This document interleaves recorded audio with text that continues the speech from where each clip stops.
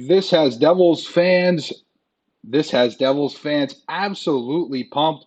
Welcome in, ladies and gentlemen, to the 2025-2026 season preview here on Devils Digest. It's Ryan the Goose Gosker here with you. Pleasure to be here as always. And alongside of me is the guy we usually don't do videos together. We do them on the same channel, but it's good to have him here in Aiden Barrett. Aiden, welcome and welcome to the 2025-2026 season.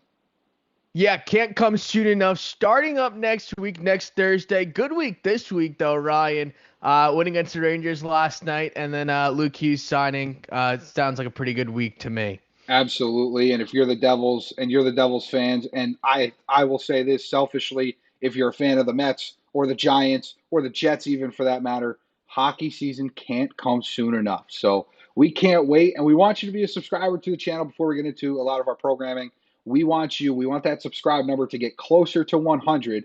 Okay. We need your help in getting there. And we need your help in getting to 1,000 subscribers by opening night. I say this all the time, Aiden. I remember when we had just a wee little few amount of subscribers, and now we're over that 800 mark. So it's a pleasure to have everybody be a part of the community, and it's great to be with you, and it's great to be with everybody else in the community. Yeah, no, definitely getting going here. Starting the season off, next Thursday, obviously going against Carolina. I know we want some little bit of revenge there, but glad to have everyone here. Always love talking Devils hockey with you guys. So love if you hit the subscribe button. And yeah. Let's get right into it. Aiden, we got a lot to talk about tonight in just a little bit of time. So we're going to get into all of it, leading you up to Devils opener next week. And Aiden, you can't talk about the last 8 months without talking about Luke Hughes and what has come of his contract. And it's finally done. That's all. That's what I'm going to leave it to you for the rest of the details. But man, it is finally over. The saga ends on day whatever 65 or whatever it was. Just an absolute crazy. It's probably more than 65, but it was just insane. Yeah, 7 years, 9 million. Now, when I look at that contract and how the Devils had to get that set up, you had to go long term. I mean, going short term would have been a complete mistake. It wouldn't have been good news for New Jersey when they were talking about maybe a 5-year deal, 3-year deal. That would have been a problem. But when Elliot Friedman came out and said, you know what, it looks like they might be going long term, and then they do go long term, 7 years, 9 million per year. That's exactly where you want it. You see other signing defensemen today. We saw how Montreal handled the Noah Dobson situation. Brock Faber just got a long-term contract. Going the long term with betting on your upside, the player you picked, top 5, I kind of like it. I actually like it a lot. I think that going bridge would have been an issue. You don't want to be in a situation like Edmonton with Evan Bouchard, who they're going to have to pay probably 10, 11 million to when they could have just signed him at 8x8, a couple years ago. So all in all, though, good deal for New Jersey, going long term, 9 million. I think it's a good price point. How do you feel though about that price point? I got to tell you, I really like it. And, I saw, I was getting some comments because, I got the pleasure of doing the video after it first broke. And, you're sitting there and you're trying to evaluate what this looks like. And I got to tell you, the more I saw it, the more I liked it. It just is, you see, and I saw the graph. Well, no, I don't have it tonight, but there's a graph that you can see how this contract is going to evolve over time and what it's really going to actually feel like in a few years. And it's got to make you feel giddy. It can't feel any other way if you're a Devil fan. I saw some of the reports, some of the stuff. The agent wanted $11 million. That wasn't ever going to happen. Okay, agents do this all the time. My Mets team employs a lot of Scott Boras players, and Scott Boras is notorious for stuff like that. So Luke Hughes was going to be a Devil, and the question was how long. And you're right, they couldn't go 5. They couldn't run the risk of, those two, him and Jack being free agents at the same time. And I just didn't think 3 years ever felt realistic. So I'm glad they got it done, and they definitely needed it. So we did get a comment already in. Canucks just have to wait 7 years to sign Luke Hughes now. So a little optimism from the Canucks fan base. But certainly this kind of turns the tide, Aiden, a little bit. The conversations now are going to be so much about the Devils and Quinn Hughes over the next 2 years. It's going to happen ad nauseum. Yeah, and my thing with that, and I think I would say it also for Jim Rutherford. When you're in a situation like this with the two brothers in New Jersey, probably not in a rebuild where Vancouver, it's kind of a little bit questionable. They move on from their coach. They have a completely different offseason, trade one of their centers during the season, miss the playoffs. When you're in that situation and you kind of have your hands tied behind your back, little leverage, and you see what New Jersey just did. Um, I think you want to see probably the trade sooner than that 2 year mark, than that, chance for an extension. If I'm Vancouver, I kind of look at this and I go, well, we know we're going to lose them, or a good chance we're going to lose them. Let's go just get started. Let's start and see what we have going forward, because there's no point in having, a Quinn Hughes there and the distraction. And you know what? You're going to go with him for 2 years, but he is a rental and you're probably a little bit more in that rebuild phase. So I would trade Quinn Hughes via Vancouver sooner rather than later. He's going to bring back value, whichever way you decide to go, whether you go sooner or wait till next next trade deadline. He'll have value either way, but I'd go sooner. And New Jersey, look, I threw out a mock trade yesterday. Simone Nemec, Dawson Mercer, Lenny Hemenyoa, first round pick. I'd throw them all in. I'd be good with it. I'd be good if you can go out and get Quinn Hughes an extra 2 years. That would work for me. Absolutely, and I want to remind everybody, if you want to be involved in the conversation, I see some viewers coming in. If you want to be a part of the conversation, we have the live chat rolling tonight, so hop in there and let us know your thoughts and opinions. And Aiden, this now again, like everything in sports is kind of like a domino, right? So Luke Hughes is now signed long term in New Jersey. So does that mean Quinn's coming? Well, if Quinn's coming, then who's potentially going out the door? In one, Dougie Hamilton has been a name we've heard a lot about. Andre Palat's been another guy I've been harping on since the end of last season. I can't believe he's still on the roster. I do, there are some fans in our videos commonly that say he has some value, and that's fine. Okay, I think, really he's been elevated the last couple of years, playing up in lines a little bit, playing with some of the top lines and stuff. I don't think that's necessarily where he belongs at this point in his career. So I'm okay if he sticks around, but he's more of a third line guy, something like that. Dougie Hamilton, though, the big piece, Aiden, because this is a really hard thing to do in sports, is to eliminate the emotion from it, because we love Dougie. Dougie does everything right. He does everything for the community. Dougie's buddies. He does all the social media videos. It's hard to let him go, but at in this business, it seems like the Devils are going to have to let him go. No. Yeah, so you see a little bit how their salary cap is right now. I mean, I wouldn't call it in a good spot. I wouldn't necessarily say that it's completely over, that they have to make a ton of trades. They do have to get rid of someone. That is clear. Now, do you go the Dougie route? I mean, that would be $9 million off the books. That's a lot of money. Andre Palat, tougher to take on. You might have to throw something in there with Andre Palat. They're not rushed into it, is what I would say. I mean, you do have your Luke Hughes hopefully taking that next step, which I definitely think he will. Simone Nemec, obviously, you want him to take that next step. He'll get chances. We'll wait and see on that. But with Dougie Hamilton and where the Devils stand right now in terms of their salary cap, he probably would be the most beneficial in terms of that. But in terms of play and the style that you want to play with in the transitional game, moving on from Dougie Hamilton shouldn't be treated lightly. And I think a lot of Devil fans have kind of saw what Dougie Hamilton's done for this team. And I think if he said 4 years into it, he's only scored 10 goals once, I think he'd be a little bit disappointed, probably wouldn't feel the best about it. But when you look at a whole and the type of what he does for the Devils in the transitional game, offensively, the underlying numbers will speak for themselves. Just trading away Dougie Hamilton and going, oh, well, we freed up $9 million. Somebody's going to have to fill that role of when he's healthy, he's a 70-point defenseman, can score 20 goals. So somebody would have to fill that role. There's not a ton of those players around the league today. So I think, yes, would you jump off cap space? Would you be able to get rid of $9 million? Yes. But would you be able to bring back something to get, fill in those 20 goals, 50, 70 points? That's a little bit harder to do. So obviously, I think you'd rather go the Andre Palat route. Are they looking into Dougie Hamilton or looking at Andre Palat looking all around? I'm sure they are.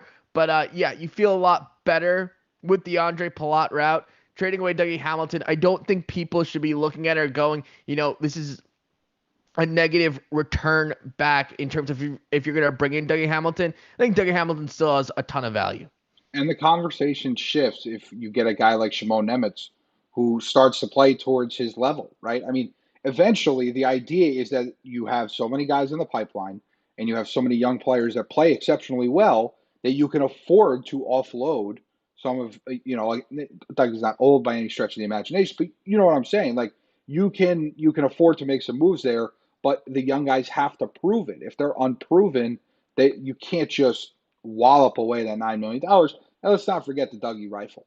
Dougie's got an absolute cannon when it comes to that slap shot on the power play, which hopefully, as long as he can stay healthy, I'm looking forward to seeing it again this year at the Rock. Yeah, no, definitely. I mean, like I said, disappointed with 4 years and he's only scored 10 goals one time, but you want to get that going. You want to get that back up to 2 years and 5 years. We do see it. I mean, maybe people get a little bit annoyed with sometimes when they're watching him play, but we do know there is a difference on the ice. I mean, he's not scoring 74 points on accident. He's not scoring 20 goals on accident. So he is someone who is definitely going to be complementary to the Devils, but would be complementary to another team, which is why I do find it strange, and I know I'm going back to it, I do find it strange why people are calling him a negative asset. I mean, that doesn't make a ton of sense. Yes, his cap number isn't great. Jackson Lacombe just signed an 8-year, $9 million contract. I mean, that's how teams are going with it today. They are betting on that upside. They are betting that they made the right decision. And if you're a general manager and you're going to go trade for a player making $9 million a year, well, one general manager at one point thought he was pretty good, even if other people don't. And number two, if you're going to make that trade, clearly you trust what you're doing.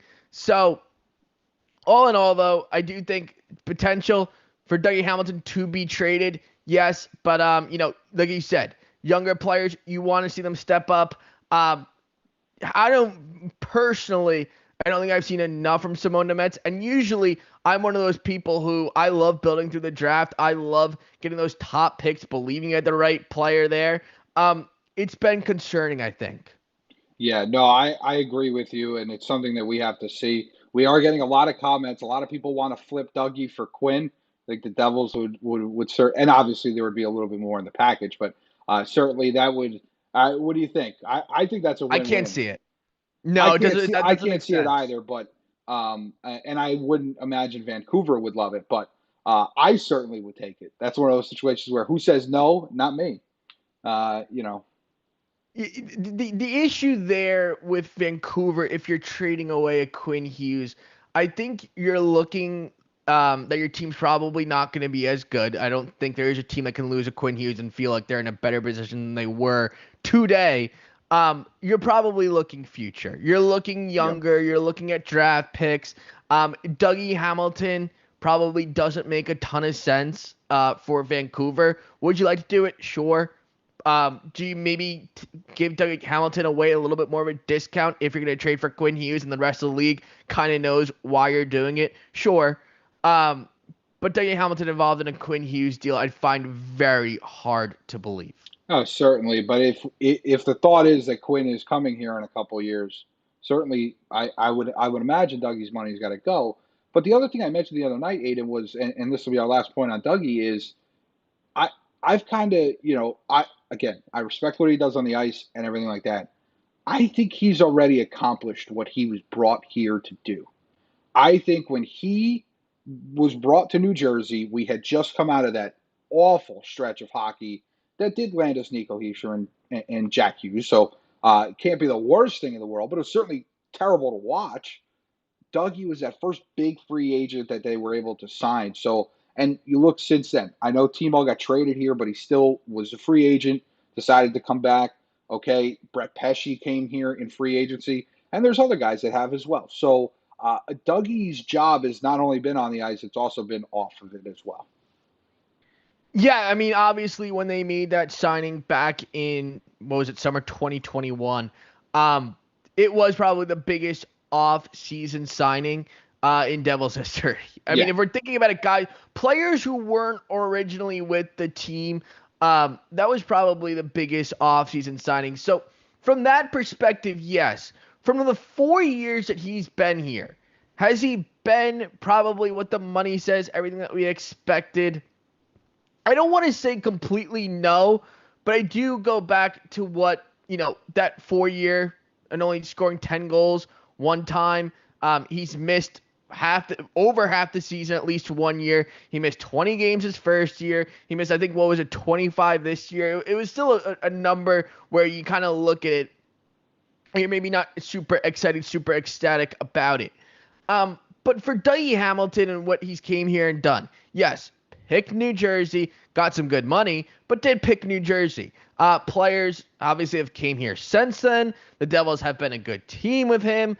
So from what Dougie Hamilton was brought in here to do, I would say that yes, has he, overdone expectations? I wouldn't say that, but I'd say he probably has met expectations in a totality way.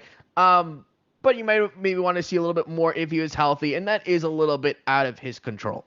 definitely. And you look at it in the injuries. I mean, we could run up and down this roster and say if they could just stay healthy, Yeah. what could this team possibly be? So talking about the Devils' defense, and obviously there's still some issues on the back end there. Kovacevic will be down for a large part of the season. Pesce missed the third period against the Rangers the other night with an injury. We'll see what that looks like. Seamus Casey's not skating. So there's a lot going on in the Devils' defense.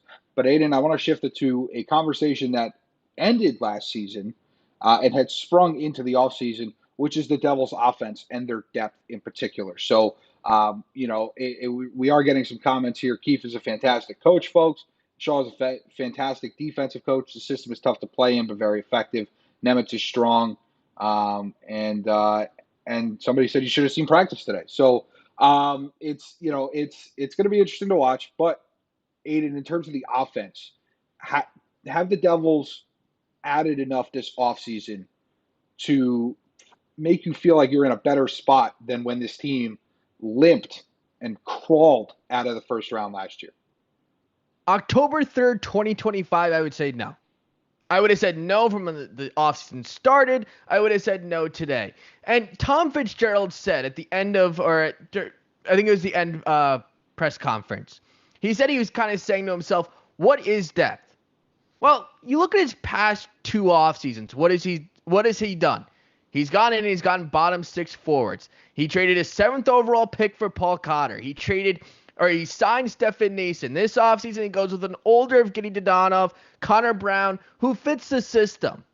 And from what it's done to New Jersey and where they were last year in terms of offense, the best way to fix your depth issue was to go get a top 6 forward. Now, Arsenij Griciuk has, I think blown people away so far with how he's developed at camp and preseason. It's been good story.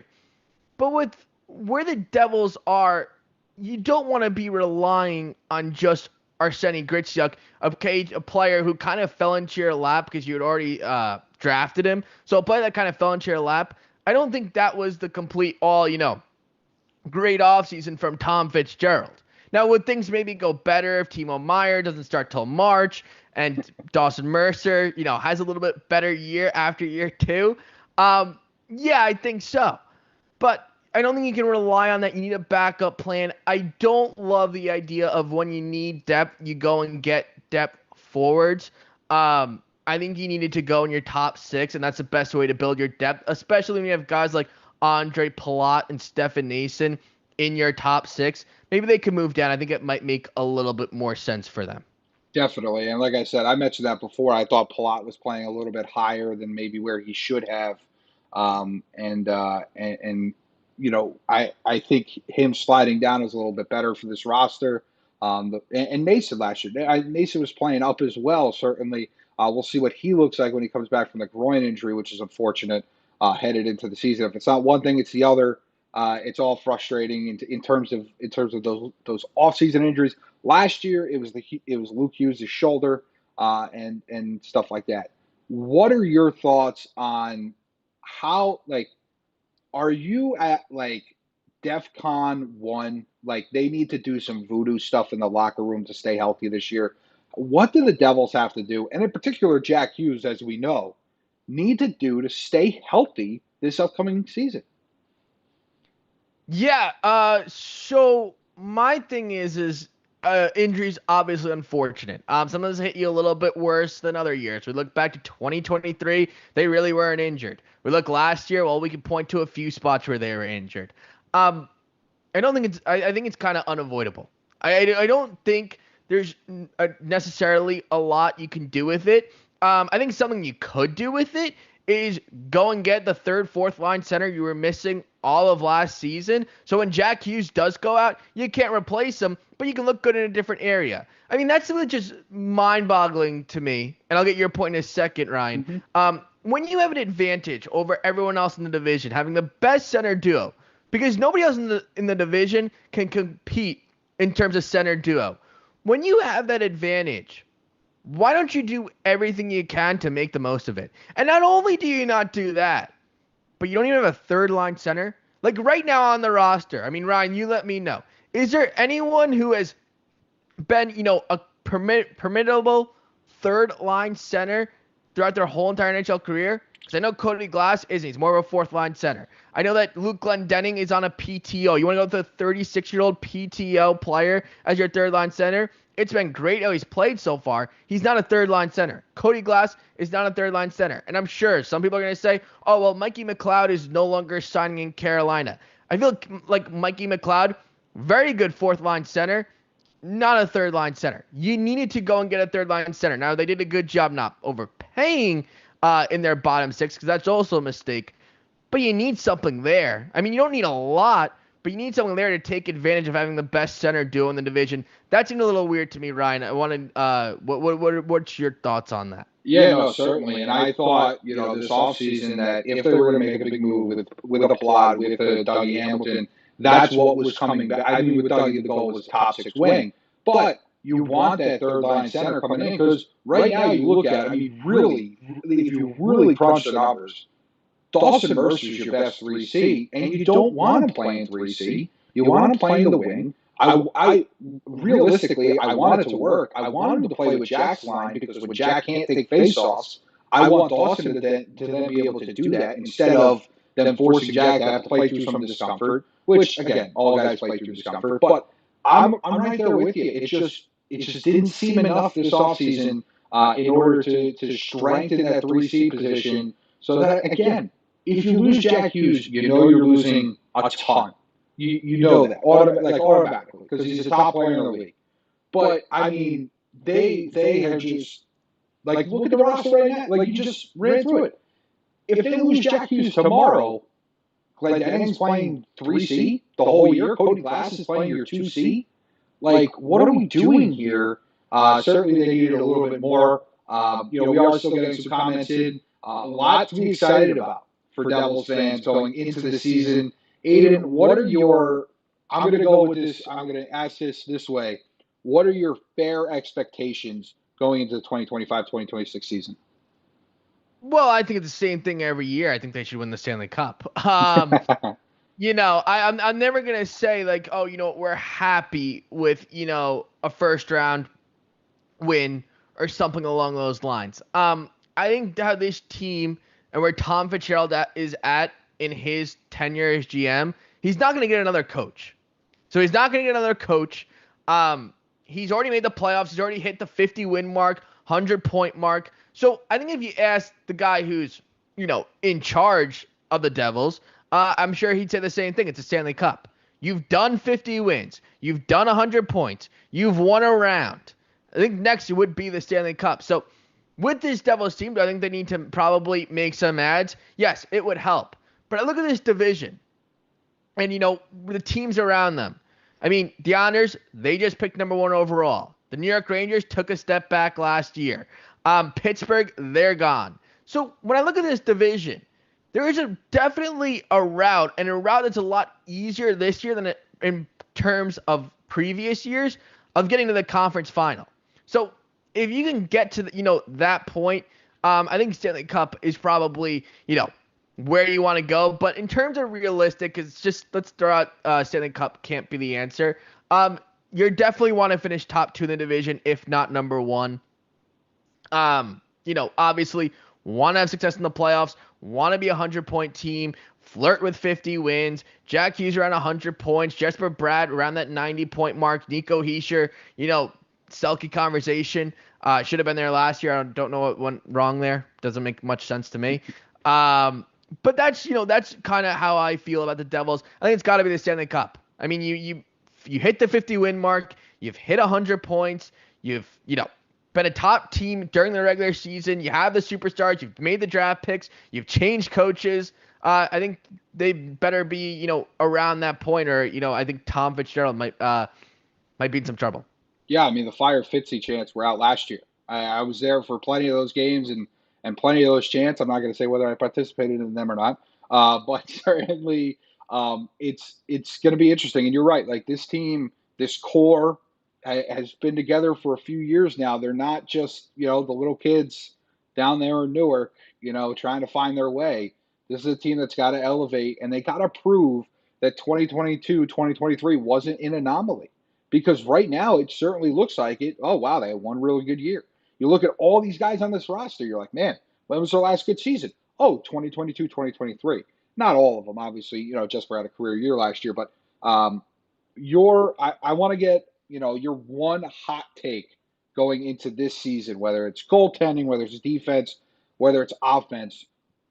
What's your one hot take going into this hockey season for New Jersey? Hmm. I don't know if it's so much hot take. I think Jack Hughes leads the Metropolitan in points this year.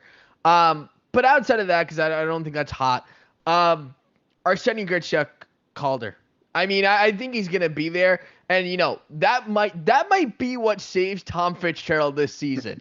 Getting a player that they drafted, getting him over here from Russia, and Sheldon Keefe putting him on the first line, because that's exactly where he should be playing. He should be playing with guys like Jack Hughes and Jesper Bratt.